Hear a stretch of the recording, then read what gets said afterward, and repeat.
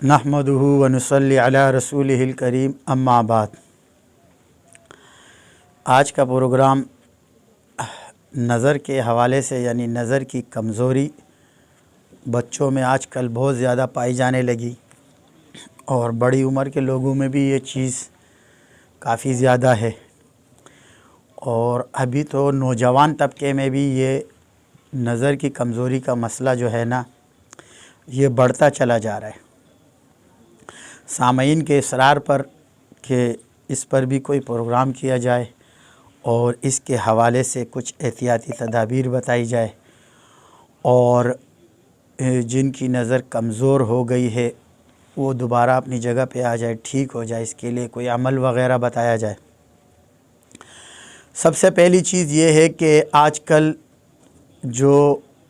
TV वग़ैरह, mobiles वग़ैरह बच्चों के हाथ में होते हैं, चूँकि बच्चों की नज़र कमज़ोर होती है, उसकी वजह से नज़र में कमज़ोरी पैदा हो जाती है। बहुत ज़्यादा करीब से देखना, टीवी की ये शुआएँ, ये जो है ना, ये नज़र के लिए नुकसानदेह होती है। और दूसरी चीज़ है, खाने पीने में, ग़िज़ा में हम दूध का इस्तेमाल नहीं करते, क्योंकि दूध के इस्तेमाल से नज़र अच्छी होती है। शहद, अगर हमें असली शहद मुहैया हो जाए जो वाइट कलर का होता है, अगर उसको आँखों में लगाया जाए तो इससे भी नज़र की कमज़ोरी दूर होती है। और हरी चीज़ों को देखना, दूर देखना, कुरान पाक की तिलावत करना, इन चीज़ों से नज़र के अंदर तक़वियत महसूस होती है और तक़वियत आती है और दोबारा नज़र अपनी जगह पर आना शुरू हो जाती है। तो इन चीज़ों को जो है ना, अपने रोज़मर्रा के ज़िंदगी के अंदर दोबारा लागू करे, खुसूसन कुरान की तिलावत, कुरान को देखना और दूर दराज यानी हरी चीज़ें, हरे पत्ते वग़ैरह, दरख्त वग़ैरह, बागात वग़ैरह पे नज़र लगाना, नज़र करना, देखना, उससे इंसान को की नज़र को तक़वियत मिलती है। एहतियात करनी चाहिए, क्योंकि नज़र एक कीमती असासा है हमारे पास, जिसकी वजह से हम देख सकते हैं, चल सकते हैं, अपनी ज़िंदगी के सारे मामलात। एक अहम चीज़ है, क्योंकि अगर हाथ किसी का नहीं है तो उससे इतना फ़र्क नहीं पड़ता, मगर अगर कोई शख्स अंधा हो जाता है या उसकी नज़र काम छोड़ देती है तो उसका पूरा जिस्म काम नहीं कर पाता उस तरीके से जिस तरह माशरे में एक आम इंसान काम कर सकता है। हाथ कट जाना या हाथ का ज़ाया हो जाना, उससे सिर्फ़ एक हाथ में फ़र्क पड़ता है, मगर नज़र पूरे वजूद को मफलूज कर देती है। यानी आप उससे कोई काम नहीं ले सकते, क्योंकि आपको दिखेगा नहीं तो आपके लिए मामलात सारे ख़राबी की तरफ चले जाएंगे। तो यह अल्लाह तबारक व तआला की नेमतों में से एक बहुत बड़ी नेमत है। हमें इस पे अल्लाह तबारक व तआला का शुक्र अदा करना चाहिए। और एक अमल, क्योंकि वक्त की कमी भी है और लोगों को ज़रूरत भी है, बहुत ज़रूरी अमल है इसको एक अमल तमाम अपने देखने वालों के लिए कि आप 5 वक़्त की नमाज की पाबंदी करें और नमाज पढ़ते ही बग़ैर किसी से कलाम करे। अल्लाह तबारक व तआला का एक नाम है या नूर, ये दोनों अंगूठे अव्वल आखिर 11 दुरूद के साथ या नूर 33 मरतबा पढ़े और फिर अपनी अंगूठों पे दम करे और फिर अपनी आंखों पे फेरे, ऐसे हर नमाज के बाद, लेकिन कलाम किए बग़ैर इस अमल को दोहराए, इस अमल को करे। इंशाअल्लाह इस अमल की बरकत से आपकी नज़र की कमज़ोरी दूर हो जाएगी। और इसके अलावा एक और अमल इसके साथ बहुत ज़्यादा मुफीद है। सूरह कदर जो है, अगर हम वज़ू करते हैं,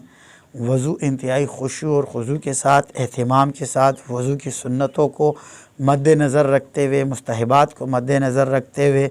और वज़ू को बहुत एहतिमाम के साथ करें, यानी जल्दी जल्दी में जान ना छुड़ाए, एहतिमाम के साथ करें। और जब आप वज़ू कर ले और करने के बाद आपने बग़ैर किसी से कलाम किए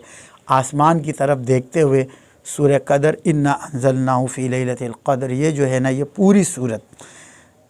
एक दफ़ा से लेके 7 दफ़ा तक दोहरानी है।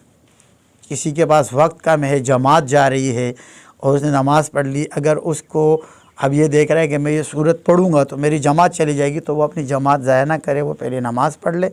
और नमाज के बाद दुआ करे और फिर ये आसमान की तरफ देखते हुए 7 मरतबा पढ़े। बेहतर ये है, इसका बेहतरीन तरीका यही है कि आप नमाज से थोड़ा पहले, जब जमात का कोई जाने के लिए आपका इरादा हो, जमात के साथ ही नमाज़ पढ़नी चाहिए, कोशिश यही करनी चाहिए, تو پہلے وضو کرے اور پھر اتنا وقت آپ کے پاس ہونا چاہیے کہ آپ آسمان کی طرف دیکھ کر یہ پوری صورت پڑھ سکیں۔ 5 وقت نماز کے ساتھ 5 وقت وضو کے ساتھ یہ اہتمام کرے، انشاءاللہ اس کی برکت سے آپ کی نظر جو ہے نا وہ تیز ہو جائے گی، اور جو آپ کا چشمہ لگ گیا ہے وہ چشمہ انشاءاللہ اتر جائے گا۔ کیونکہ آج کل ایک چیز بہت زیادہ عام ہو گئی ہے، جس کی نظر کمزور ہو جاتی ہے، اور میڈیکلی طور پر بھی یہ ہوتا ہے، تو پھر وہ کمزور ہوتی چلی جاتی ہے، یعنی اس کے جو اینک کے جو نمبرز ہے وہ روز بروز بڑھنا شروع ہو جاتے ہیں۔ تو یہ چیز صحیح نہیں ہے، یہ نقصان دہ ہے، یہ انسان کو بہت زیادہ مشکل سے دوچار کر سکتی ہے۔ تو اس کی روک کے لیے بھی بہترین عمل ہے یہ، اور اس نظر کو واپسی اپنی جگہ لانے کے لیے بھی بہت بہترین عمل ہے۔ اور سب سے مین چیز، صدقہ اپنی نظر کے لیے بھی اتار لیا کرے، یعنی اگر آپ کی نظر کمزور ہے تو 100 روپے 10 روپے جو آپ کے حسب توفیق کے غریب لوگوں میں اس کو صدقہ کر دیا کرے، وہ دے دیا کرے، اور اللہ سے دعا کرے کہ اللہ پاک اس جو عارضہ میرے پہ آ گیا، کیونکہ حدیث میں آتا ہے کہ صدقہ بلاؤں کو ٹالتا ہے، تو حدیث کے مفہوم پر اگر ہم سوچ کرے اور توجہ کرے تو بلائیں کیا ہے؟ دیکھو نظر کا کم ہونا بھی ایک بہت بڑی بلا ہے، اور یہ بہت بڑی مصیبت بن گئی ہے فی زمانہ، لوگ بڑے پریشان ہیں۔ چلو شکر ہے ابھی تو جدید دور کی وجہ سے